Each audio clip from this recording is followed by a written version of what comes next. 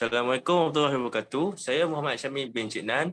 Bersama ahli kumpulan saya nama Ahmad Nur Syahjanuddin bin Johari akan membuat pembincangan tentang projek glider kami. Okey, next. Okey, apakah itu glider? Glider ini bukan sebuah pesawat ringan tanpa enjin yang ditebang menggunakan daya-daya tertentu. Okey, berikut merupakan diagram bagi daya-daya yang menunjukkan kepada sebuah glider tersebut. Antara daya terlibat anak panah ke atas tu merupakan lift, iaitu daya angkat, daya ke atas. Kemudian thrust merupakan daya tujah dan juga atau dikenali sebagai daya ke hadapan. Yang ketiga merupakan daya graviti, iaitu daya ke bawah atau ni sebagai wedge. Kalau kita tengok berdasarkan diagram tu, anak panah ke bawah tu wedge. Yang keempat merupakan daya seret, iaitu daya yang menghalang pergerakan ke hadapan. Okay, next. Okey, berikut merupakan jenis-jenis glider, iaitu hang glider. Merupakan glider yang digunakan secara manual atau dikenali sebagai glider layang-layang. Yang kedua adalah toy glider. Yang ketiga merupakan space shuttle, iaitu glider yang membawa roket ke angkasa. Yang keempat merupakan sailplane. Berikut merupakan pencarian maklumat data. Antaranya adalah fuselage, wings dan juga tail. Okey, berdasarkan diagram tersebut, itu merupakan bahagian-bahagian yang terdapat daripada pencarian maklumat data, iaitu bahagian-bahagian pada glider. Okay, next. Berikut merupakan kaedah pembincangan. Antara kaedah pembincangan yang digunakan adalah WhatsApp call. Yang kedua adalah pembincangan kumpulan, iaitu kami membincangkan projek-projek kami menggunakan WhatsApp chat atau WhatsApp Messenger agar projek kami berjalan lancar dan juga sempurna seperti yang dirancang. Okay, next. Berikut merupakan bahan-bahan yang digunakan untuk menghasilkan projek kami. Antara bahan-bahan yang kami gunakan adalah styrofoam. Styrofoam ni ialah bahan yang sesuai untuk buat projek glider dan lebih baik berbanding dengan bahan lain. Okay, next. Okay, alatan dan bahan yang digunakan. Antara alatan yang bahan yang digunakan untuk menghasilkan projek kami adalah gunting, pemaris, box cutter dan juga styrofoam. Dan terdapat juga alatan-alatan lain seperti selotip, spray cat untuk kemasan dan sebagainya. Okay, seterusnya saya akan meneruskan pembincangan kami ini dengan ahli kumpulan saya iaitu Muhammad Syahjanuddin bin Johari. Okay, Assalamualaikum warahmatullahi wabarakatuh dan salam sejahtera. Okey, saya akan menerangkan langkah-langkah kerja.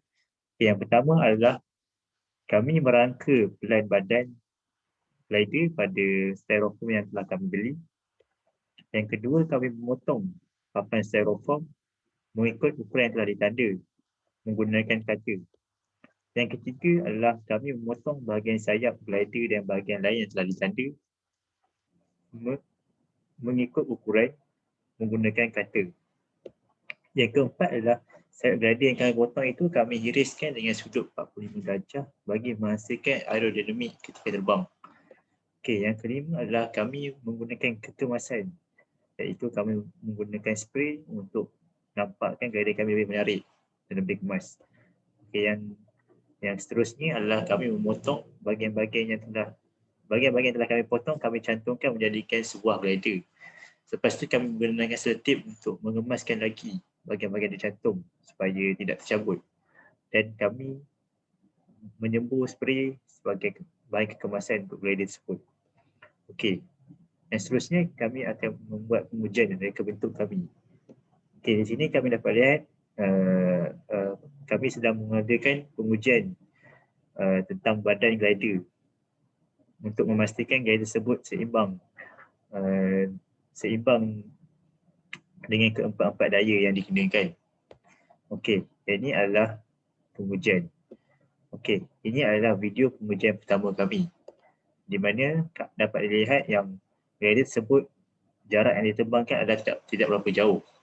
Jadi kami melakukan sedikit penambahbaikan pada glider tersebut. Jadi ini adalah hasil untuk cubaan yang kedua.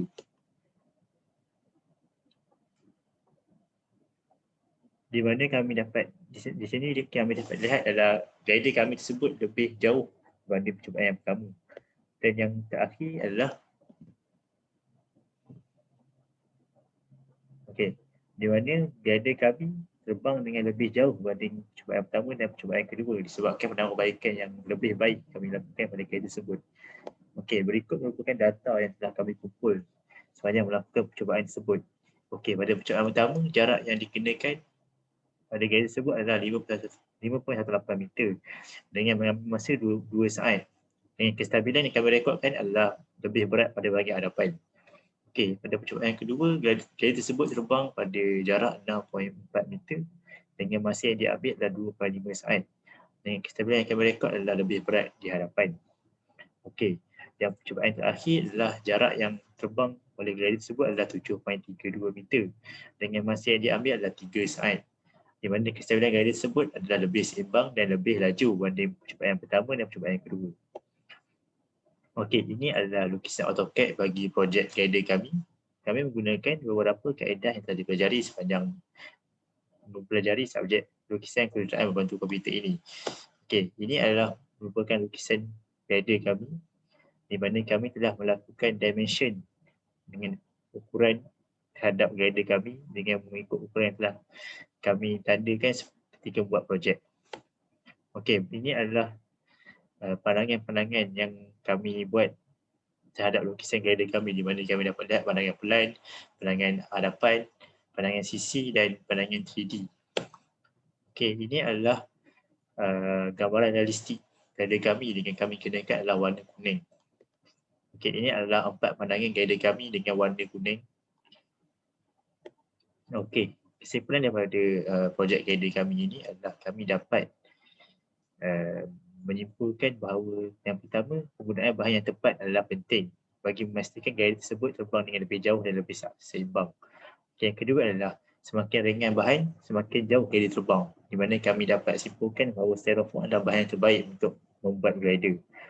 Yang ketiga adalah bentuk dan saiz glider itu memainkan peranan penting dalam memastikan jarak yang glider terbang itu lebih jauh, di mana kami memastikan bentuk glider kami adalah lebih aerodinamik untuk memastikan jarak yang glider itu mampu pergi adalah lebih jauh.